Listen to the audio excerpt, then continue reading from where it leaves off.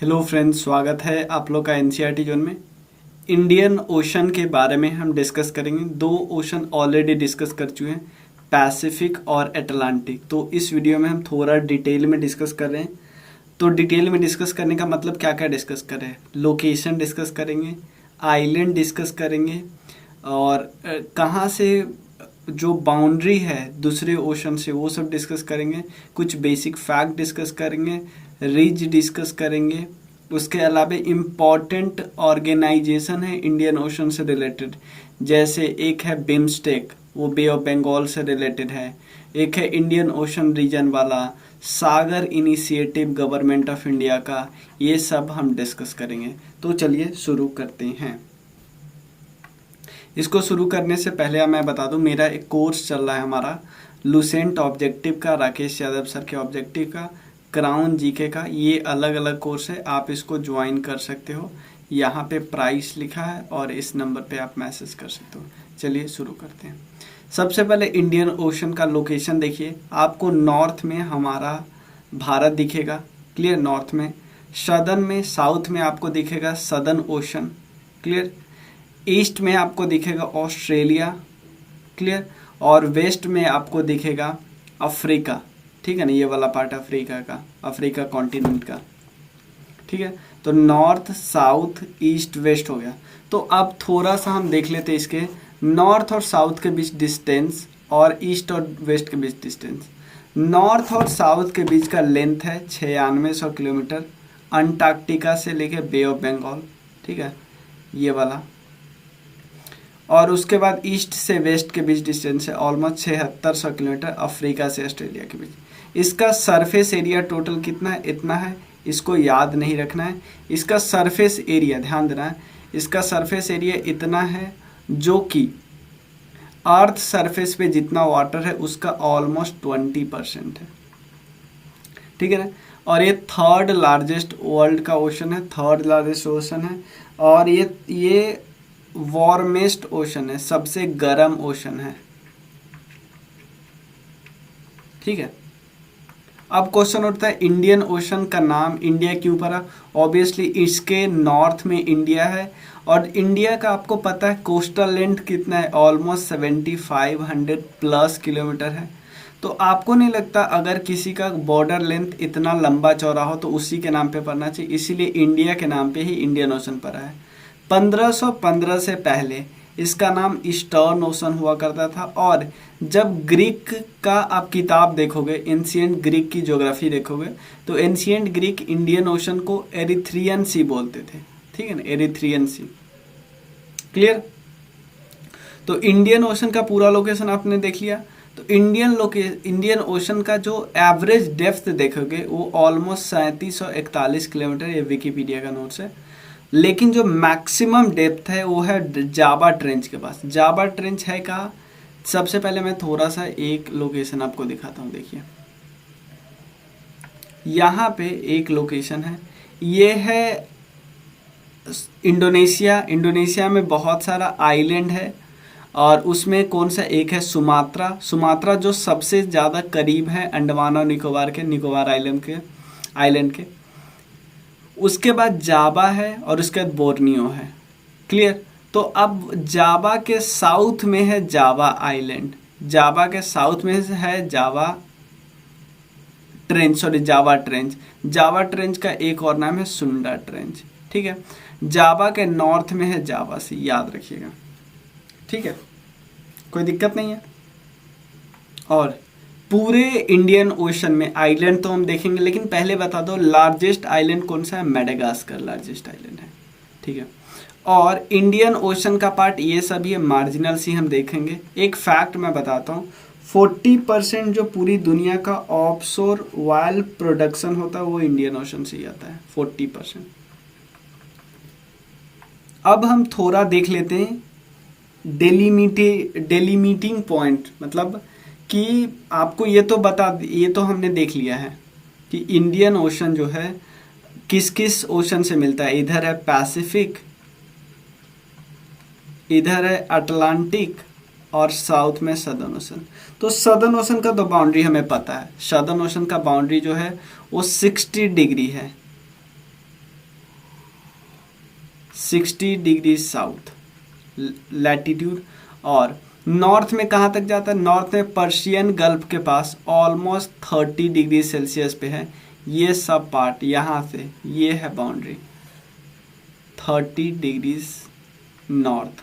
ठीक है, नॉर्थ और साउथ का बाउंड्री पता चला, कोई दिक्कत नहीं। अब ईस्ट और वेस्ट का बाउंड्री है, जो केप अगुलाह आपको दिखता है यहां से लेके तास्मान सी तक, तो ये कौन सा है? ये है 20 डिग्री ईस्ट और ये है 146.49 डिग्री ईस्ट। ये है डिग्री, ये है मिनट। ठीक है ना, तो आप देख लो, नॉर्थ 30 डिग्री नॉर्थ से साउथ में कहाँ तक है? 60 डिग्री साउथ। ईस्ट कहाँ पे? 20 डिग्री ईस्ट से वेस्ट में कहाँ पे? 146 डिग्री 49 मिनट ईस्ट तक है। यानी ईस्ट से लेके ईस्ट तक। तो हम इतना साफ साफ बोल सकते हैं कि भाई ये तो सिर्फ ईस्टर्न हेमिस्फीयर में फैला है। कोई दिक्कत है तो बताइए? कोई दिक्कत नहीं है। देखिए, केप अगुलाह पॉइंट ए वाला है। जब हम Cape of Good Hope history में देखते तो ये यहाँ पे है, इसके पास फॉल्स वे है, केप टाउन यहाँ पे है। ठीक है, और ये सब थोड़ा थोड़ा है, डेंजर पॉइंट ए प्लस, इतने में कोई दिक्कत नहीं। अब हम नेक्स्ट टॉपिक डिस्कस करते हैं, मार्जिनल सी। अभी तक हमने क्या देखा? बेसिक फैक्ट और कौन कौन सा बाउंड्री कैसे बनता है, किस किस पॉइंट पे बाउंड्री बनता है वो देख लिया। अब हम मार्जिनल सी के बारे में देखते हैं। देखो, इंडियन ओशन इतना लार्ज है तो उसमें छोटे छोटे बहुत सारे होंगे, तो उनके बारे में हम डिस्कस कर लेते हैं एक एक करके। सबसे पहले आप देखो, सबसे पहले है बे ऑफ बंगाल, उसके बाद है अरेबियन सी, उसके बाद है पर्शियन गल्फ। अगर यहाँ पे मैं आपको एक चीज़ दिखाता हूँ, अगर बात करें एरिया वाइज तो सबसे लार्ज आता है अरेबियन सी, फिर वे ऑफ बंगाल, फिर अंडमान सी, फिर Laccadive sea, Mozambique channel, Timor sea, red sea, gulf of Aden, Persian gulf, Flores sea. बस थोड़ा सा नाम बस जान लेना, आपको बस शुरू का एक दो पता होना चाहिए लार्जेस्ट। सबसे पहले आपको Arabian Sea, Bay of Bengal, फिर अंडमान सी। जो अंडमान और निकोबार आइलैंड है ना, उसके राइट हैंड साइड में जो स्पेस बचा है उसको बोलते हैं अंडमान सी। यहाँ पे है लक्षद्वीप के राइट हैंड साइड में लैकाडीप सी। ठीक है ना, यहाँ पे है। ठीक है, उसके अलावा रेड सी देख लिया, पर्शियन गल्फ देख लिया, मोजाम्बिक चैनल, जो मोजाम्बिक चैनल है वो भी, मोजाम्बिक चैनल इस वाटर बॉडी को बोलते हैं। उसके बाद उसके बाद यहाँ पे है तैमूर सी, यहाँ के इसके आसपास तैमूर सी है। ठीक है, और उसके और बाद और छोटी छोटी बॉडी जैसे gulf of Aiden, gulf of Oman, ये भी बॉडी है। इसके अलावा गल्फ ऑफ अकावा, स्वेज कनाल, ये वाला बॉडी है गल्फ ऑफ स्वेज, ये सब के सब है। ठीक है, चलिए दो तीन स्ट्रेट है यहाँ पे, उनके बारे में डिस्कस कर लेते हैं। स्ट्रेट क्या होता है? दो लैंड बॉडी को जोड़ता है, मतलब दो लैंड बॉडी, या हम ऐसा बोल सकते हैं दो मेजर वाटर बॉडी को के बीच में एक रास्ता पतला सा। तो जो पर्शियन गल्फ और अरेबियन सी के बीच में जोड़ता है उसको बोलते हैं स्ट्रेट ऑफ हॉर्मोज। ध्यान देना, हम ऐसा बोल सकते हैं पर्शियन गल्फ या gulf of Oman. Persian gulf और गल्फ ऑफ ओमान के बीच को जो जोड़ता है उसको बोलते हैं स्ट्रेट ऑफ हॉर्मोज। ठीक है, दूसरा स्ट्रेट, एक स्ट्रेट है बाब अल मंदेब स्ट्रेट, ये रेड सी और गल्फ ऑफ एडन को जोड़ता है।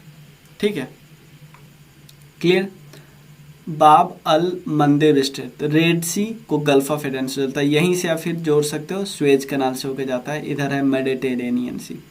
एक है यहाँ पे straight of Malacca, straight of Malacca, एक तरफ है सुमात्रा, एक है मलाय पेनिनसुला जिसमें मलेशिया, सिंगापुर वगैरह आता है, इसको मलाय पेनिनसुला आता है। ये स्ट्रेट ऑफ मलक्का जो जावा सी को जोड़ता है अंडमान सी से, अंडमान सी को जावा सी से जोड़ता है। ठीक है, चलिए कोई दिक्कत नहीं। तो हमें स्ट्रेट के बारे में पता चल गया, हमें पता चल गया कुछ आइलैंड के बारे में। अब एक तो मेडागास्कर आइलैंड के बारे में पता चल गया, बाकी आइलैंड के बारे में अभी मैं बताऊंगा, लेकिन अभी इतना क्लियर है ना। नेक्स्ट टॉपिक है सबमरीन फैंस, सबमराइन फैंस। देखो ये तो आपको पता होगा कि यहाँ से बहुत इवन इंडियन सब कॉन्टिनेंट से इधर से बहुत सारे रिवर क्या आती है, बे ऑफ बंगाल और इंडस अरेबियन सी में गुजरती है। तो बे ऑफ बंगाल में बहुत सारे रिवर गुजरती है। तो यहाँ पे रिवर जो निकलती है वो गंगा ब्रह्मपुत्रा वाली, गंगा ब्रह्मपुत्रा मेजॉरिटी यही निकलती है। तो अब रिवर आएगी अपने साथ, तो बहुत सारे सेडिमेंट, जैसे मान लो रिवर है, रिवर के बाद थोड़ा सा जैसे ही ओशन में आएगी तो ये गहरा है, तो आएगी तो अपने सेडिमेंट्स को यहाँ पे भी रखता है जो डेल्टा बनाता है, लेकिन सारा सेडिमेंट्स को यहाँ पे नहीं रख पाता, कुछ सेडिमेंट्स को नीचे भी ले आता है, ठीक है ना। तो ये फैन का रूप ले लेती है। तो इसी तरह बे ऑफ बंगाल में बंगाल फैन बना है और अरेबियन सी में इंडस फैन बना है। तो बे ऑफ बंगाल का जो बंगाल फैन है, जिसको गंगा फैन भी बोलते हैं, ये दुनिया का सबसे लार्जेस्ट सब मैरिन फैंस है, ठीक है ना। ये लार्जेस्ट है, इंडस, ये वाला इंडस वाला सेकेंड लार्जेस्ट है।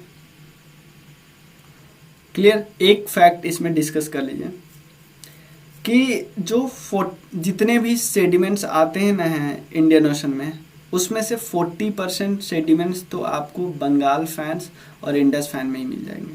क्लियर है ना।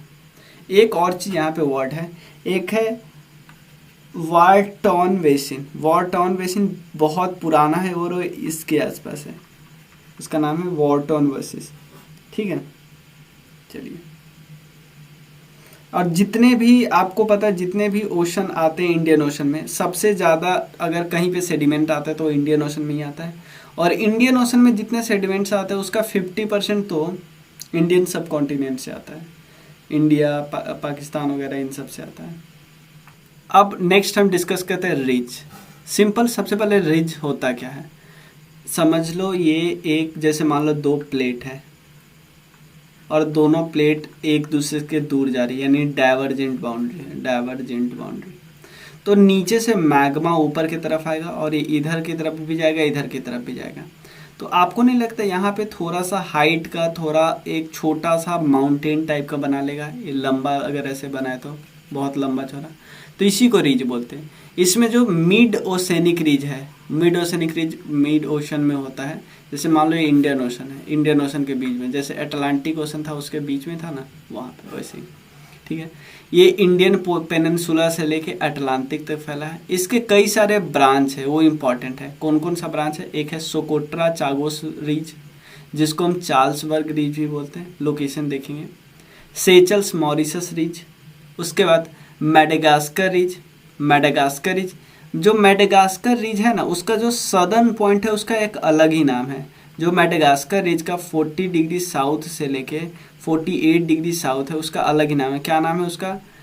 प्राइम एडवर्ड क्रोजेट रिज, ठीक है। उसका एक रिज है साउथ वेस्ट इंडियन रिज और एक है 90 ईस्ट रिज। ये 4000 किलोमीटर लंबा है, ठीक है। और it extends from the continental shelf of the Irrawaddy river mouth and merge with the Emerslum St. Paul plateau। Simple समझो ना कि ये स्टार्ट हुआ है इरावटी रिवर का, जो कॉन्टिनेंटल सेल्फ होता है ना, कॉन्टिनेंटल सेल्फ मतलब जहाँ पे कॉन्टिनेंट खत्म हुआ, तो उस कॉन्टिनेंटल सेल्फ से लेके कहाँ तक? एम्स्टर्डम सेंट पॉल प्लेटू के पास, ठीक है ना। और ये रीज ज्वाइन करता है वेस्ट ऑस्ट्रेलियन रीज को भी इन द साउथ, ठीक है। अब कुछ और लोकेशन देख लेते हैं यहाँ पे, सारे का जरूरी नहीं, कुछ का लोकेशन आपको दिख जाए।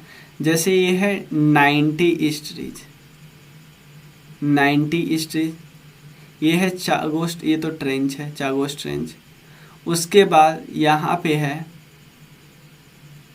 कार्ल्सबर्ग रिज, कार्ल्सबर्ग रिज हमने देखा था ना, कार्ल्सबर्ग रिज। उसके बाद यहाँ पे है साउथ वेस्ट इंडियन रिज और यह है south west Indian ridge, south east Indian ridge, और ये 90 ईस्ट तो हो ही गया, ठीक है ना। तो ऐसे ही कुछ कुछ आपको रिज का याद रखना है। एक और यहाँ पे पिक्चर है अच्छा सा, मैं आपको दिखाता हूँ। यहाँ पे देखो, यहाँ पे रिज है चागोस लैकाडीप रिज, और उसके अलावा 90 east ridge, mid Indian ridge, यही वाला है, ठीक है ना, south east Indian ridge, south east Indian basin, south west Indian ridge, ठीक है ना। चलिए अब हम आगे डिस्कस कर लेते हैं कुछ और टॉपिक। 90 ईस्ट रीज के बारे में कुछ फैक्ट डिस्कस कर लेते हैं। जैसे यहाँ पे 90 ईस्ट रीज है ना, उसके बारे में कुछ फैक्ट मैं बता रहा हूँ। देखिए पहला फैक्ट है, ये एसिस्मिक है। एसिस्मिक का मतलब वर्चुअली इस पे कोई अर्थक्वेक नहीं होता है, ठीक है ना। ये लॉन्गेस्ट स्ट्रेट रीज है, इंडियन ओशन को 2 पार्ट में डिवाइड करता है, वेस्टर्न और ईस्टर्न, ठीक है ना। उसके अलावा इसको सबसे पहले 1962 में डिस्कवर किया गया था, ठीक है। ये ऑलमोस्ट 17 डिग्री नॉर्थ से लेके 33 डिग्री साउथ के बीच है, ठीक है। जो 90 डिग्री मेरिडियन है उसके आसपास गुजरता है, 90 डिग्री ईस्ट वाला, इसीलिए इसको मतलब सिंपल याद रखना, इसका टोटल लेंथ वगैरह याद नहीं रखना, ठीक है। एक पॉइंट याद कर लीजिए, नेक्स्ट टॉपिक का है Rodrigues triple point, triple junction. इसका मतलब क्या है, जो पॉइंट जैसे एक तरफ अफ्रीकन है, एक तरफ इंडो ऑस्ट्रेलियन है और एक तरफ है सदर्न अंटार्कटिकल है, ये जिस पॉइंट पे मिलता है उसको ये बोलते हैं रोड्रिगस ट्रिपल जंक्शन, ठीक है। नेक्स्ट टॉपिक है, कुछ आइलैंड के बारे में हम डिस्कस करते हैं। मालदीव आइलैंड, डियोगो गार्सिया, एग्लेना island, Mauritius, Madagascar, Assumption island, Seychelles island, ये सब थोड़ा सा ध्यान रख लीजिएगा। मेडागास्कर सबसे लार्जेस्ट है। मिशन सागर है हमारा एक, security and growth for all in this region, ये टर्म मोदी जी ने कॉइन किया था जब वो मॉरिशस की विजिट पे गए थे और फोकस किए थे ब्लू इकॉनमी पे, ठीक है। और कुछ ऑर्गेनाइजेशन के बारे में हम डिस्कस कर लेते हैं। एक ऑर्गेनाइजेशन है बिम्स्टेक, जो यहीं पे है, bay of Bengal initiative for multi sectoral technical and economic corporation. India है, नेपाल है, भूटान है, बांग्लादेश, म्यांमार, थाईलैंड और श्रीलंका है, ठीक है, ये ध्यान रख लीजिएगा। और भी कई ऑर्गेनाइजेशन है, एक है Indian Ocean Rim Association for Regional Corporation, Indian Ocean Naval Symposium, Gulf Corporation, ये वहाँ पे है, ठीक है ना। इस पे क्वेश्चन आया था कि इसका कौन सा पार्ट नहीं है, तो ईरान एक ऑप्शन था, तो ईरान वाले को। सार्क है इसका, एशियान रीजनल फोरम, ठीक है ना। मतलब पूरा इसमें नहीं, मतलब इंडियन ओशन के कुछ कंट्री इसके पार्ट है, ये सब ध्यान रख सकते हो, ठीक है। एक बारी और मैं देख ले रहा हूँ क्या कुछ छूटा। कुछ यहाँ पे देख लीजिए, कुछ बेसिन है, Arabian basin, Somali basin, Madagascar और इंडो इंडियन ऑस्ट्रेलियन। कुछ रिज वाले तो हमने सारा देख लिया है। डीप सी ट्रेंचेज है, तो सुंडा है, ओब है, निकोबार है, अमेरेंटे है, ये सब के सब ट्रेंच है कुछ, ठीक है। तो हमने सारा एक एक करके डिस्कस कर लिया, ठीक है। तो मिलते हैं फिर हम लोग आगे नेक्स्ट लेक्चर में। नेक्स्ट लेक्चर में हम डिस्कस कर लेंगे आर्कटिक, फिर हमारा अंटार्कटिक बचेगा, आर्कटिक और अंटार्कटिक। तो आप 9582062485 याद कर लीजिए। Thank you so much.